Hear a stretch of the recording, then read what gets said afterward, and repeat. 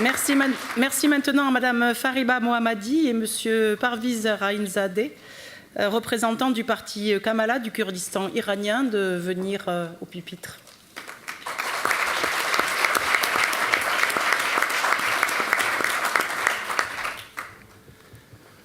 Honorable members of Parliament, ladies and gentlemen, it is a privilege to stand before you today and to have this opportunity to speak.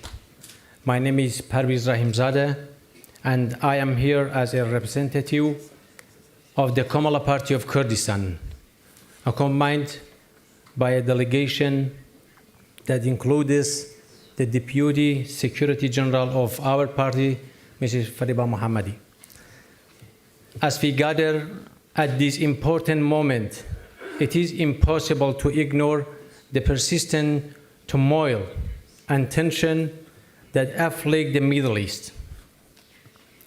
Much of this unrest can be traced to the actions of the regime of the Islamic Republic of Iran. For decades, this regime has imposed repression within its borders, executing political opponents and denying the national rights of the oppressed nationals in Iran. Its anti-women policies have further eroded fundamental rights, while beyond its foreign rights, state-sponsored terrorism and the creation and support of extremist groups have fueled regional conflicts.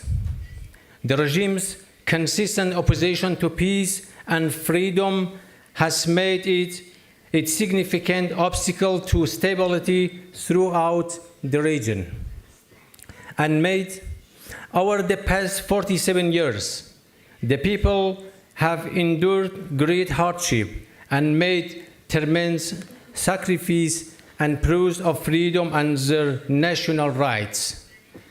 The parties of Kurdistan in particular have been signaled out as a threat to the regime's authoritarian rule. The tragic consequences of this are all too clear, with drone and missile attacks on party headquarters resulting in the loss of many Peshmerga fighters. We remain convinced that the aspirations of Iran's oppressed peoples can only be realized by moving beyond the centralist and authoritarian minds embodied by the Islamic Republic. The path forward requires the creation of genuine conditions for freedom, democracy, and the recognition of national rights. It is equally important to acknowledge that other centralist and authoritarian currents, such as monarchies and remnants of the Pahlavi regime, have historically demonstrated and continue to demonstrate an unwillingness to accept diversity and pluralism, resulting instead to repression and exclusion. In conclusion, I wish to reiterate our enduring belief that France is more than just a political ally. United by shared human values, we more just a political ally.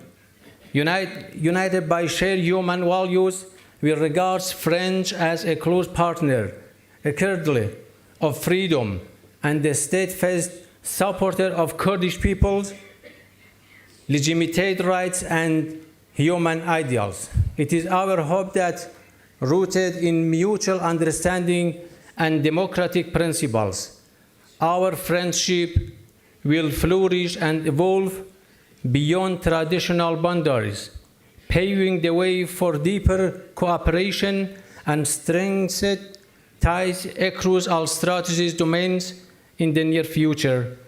Thank you all for your attention and commitment. Thank you, sir.